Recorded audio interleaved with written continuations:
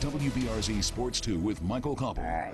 Hey, welcome back, everyone. Super excited to have Coach Kim Mulkey in studio with us after a fantastic regular season. If you remember, Coach joined us at the preseason before we got this ball rolling. And, of course, we're happy to have her back here now. A fantastic season, 27-1, 15-1 in the SEC. Of course, that ties the school record for wins. And, Coach, I know you saw it coming, right?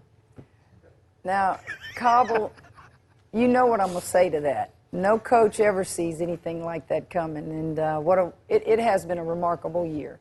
What we witnessed last night in the PMAC was awesome, that number of fans, these kids playing their hearts out, and now we get to go to the SEC tournament and see if we can win a few more. Let's talk about last night.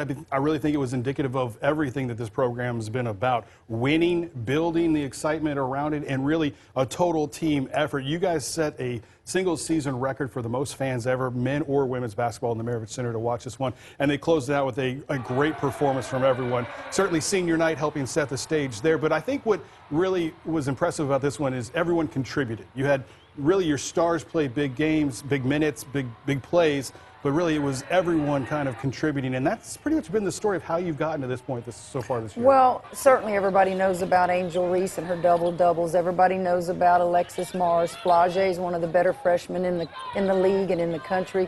But you go to Florida, you have Jasmine Carson hit 7 threes, and then last night I thought LaDasia Williams was just unstoppable.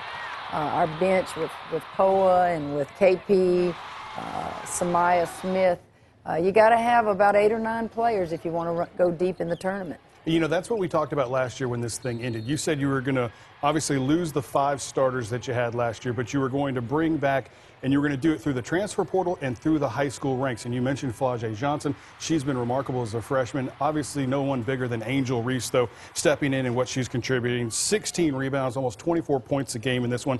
A defensive finalist for the Naismith Award. And really the thing that's impressed me, and she says it, you've challenged her, but you've upped her minutes. She plays almost 34 minutes a game. Sometimes she doesn't come off the court rear in SEC play. Well, before we got her at Maryland, she only averaged about 24, 25 minutes a game, and some of that is because she was always in foul trouble. And so my challenge to her was get in the best shape of your life and stay out of foul trouble and become one of the better defensive players in our league, and I think she took the challenge to heart. She leads the team in steals. That was an interesting little nugget that I saw. Her and Alexis right on each other's heels with steals. Let's talk about what's next now. We enter postseason play. You've talked a lot about the grind that is February, right? Trying to survive in advance, I guess, if we will. But now we're off to the SEC tournament in Greenville, South Carolina. You guys are in the double bye. You won't play until Friday, so you got a little bit of time to prepare. What are your thoughts on the conference tournament? The grind is everybody's tired. You know, late in the year, you're just trying to win one more game. Going to the conference tournament, I think I've said it many times, conference tournaments are for the Cinderellas of the world. They're for those that want to get just a higher seed. If you think your seed is good and you're a number 1, number 2, number 3 seed and you're going to get to host, what good does a conference tournament do? It can only hurt you. So I don't have good feelings about conference tournaments unless I'm in that position. However, we're competitors and we're going there to win. The Tigers will take on the winner of Georgia or Auburn on Friday. This was last year's game, and Kentucky really the Cinderella that we talked about as they went on to win the thing last year. Let's look at this year's tournament board, though. And LSU matched up with Tennessee for a chance to play in the semis. Got to get past Auburn or Georgia first. They have to take out Kentucky or Florida or Alabama, whoever they get. But that is the schedule that we're looking at should both teams advance. And who knows, maybe we'll see LSU and South Carolina again. Of course, it all pushes forward towards March. First and second round here in the Maravich Center. I know you're excited. You hosted last year. A little bit deeper bench this year. What are your thoughts just overall here? Well, March 12th will be the selection show. So that's when it will officially be announced that we'll host the first and second round. We're pretty sure that we will. To do that 2 years in a row is awesome.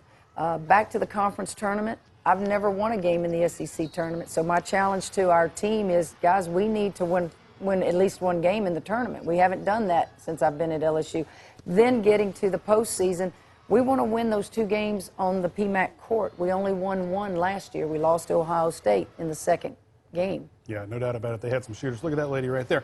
All right, Coach, thanks for joining us. And Tiger fans, if you want to send LSU out, they're leaving for Greenville, South Carolina on Wednesday afternoon at 12:30. You can see them over right in front of Tiger Stadium. Coach Kim Mulkey, thanks so much for joining us once again. Best of luck throughout the rest of this postseason. Thank you for having me. You bet. We'll have more news right after this.